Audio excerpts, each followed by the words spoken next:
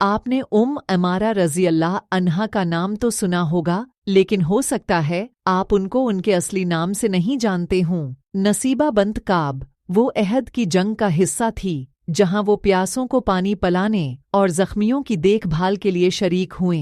इसने कोई तलवार, कमान या तीर नहीं उठाया क्योंकि वो लड़ने नहीं आई थी, लेकिन फिर गैर मुतवक्का हुआ तीरंदाजों ने रसूल अल्लाह की नाफिरमानी की और इस मकाम को छोड़ दिया जिसमें आपने रहने का हुक्म दिया था, और ये सोचकर कि मुसलमानों की जीत हुई है, जिनकी माल गनीमत लेने के लिए भाग गए। फिर लहर मुसलमानों के खिलाफ हो गई और बहुत से सहाबा शहीद हो गए। रसूलुल्लाह के दानत टूट गए क्योंकि अक्सर सहाबा या तो शहीद हो गए या जंग से भाग गए। उमारा रज़ी अल्लाह अन्हा ने जब उनके चेहरे को खून आलूद देखा तो पानी का बर्तन गिरा दिया और फरार होने वाले जंगजुओं में से एक से तलवार छीन ली और दूसरे से कमान और एक तीर नबी के दिफा के लिए छीन लिया।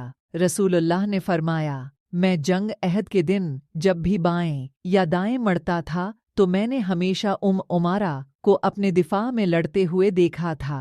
उसका बेटा लड़ाई के दौरान जख्मी हो गया था तो वो उसके पास भागी और उसके जख्मों पर पट्टी बांधी और फिर उसे हुक्म दिया, जाओ और लोगों से लड़ो मेरे बेटे। उसके बाद रसूलुल्लाह ने उनकी तारीफ फरमाई, तुम जिस चीज को बर्दाश्त कर सकती हो उसे कौन बर्दाश्त कर सकता है। उमारा उसकी बहादुरी पर नबी की खुशनौदी देखकर उसने दरख्वास्त की, अल्लाह से दुआ करो कि वो हमें जन्नत में अपना साथी बनाए। चनांचा उसने उसके और उसके घर वालों के लिए दुआ की।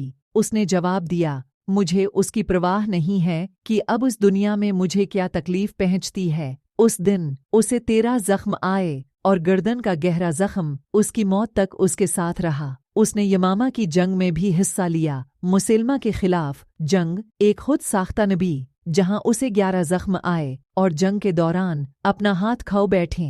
उसके एक बेटे को मुसलमा ने तशद्दुद का निशाना बनाया जिसने उसके एज़ा को टुकड़े टुकड़े कर दिया यहाँ तक कि वो मर गया। चुनांचा अमारा जंग के दौरान जंगजुओं की सफ़ों में मुसलमा को तलाश करती रहीं और जब वहशी ने उसके अंदर अपना बुरछा घोंप दिया तो उसे अपने नेज़े से कत्ल कर दिया। नसीबा रज़ी अल्लाह अन्हा की कहानी से सीखे गए सबक। मैंने सीखा कि बहादुरी न सिर्फ बहुत से लोगों की बेहतरी के लिए खुद खतरे में कूदना है, बल्कि अपने बच्चों को भी एक अच्छे मकसद के लिए खतरे में आगे बढ़ने देना है। माँओं के तौर पर हम अपने आप को कुर्बान कर सकते हैं, लेकिन अपने बच्चों को कभी तकलीफ नहीं देख सकते हैं। असल ताकत उसके अज़म में है। अपने बेटे को जख्मी होने के बावजूद अल्लाह की खातिर लड़ने की तरगीब देना, हालांकि अक्सर साथी भाग रहे थे। आपने उस मुख्तसर कहानी से किया सीखा?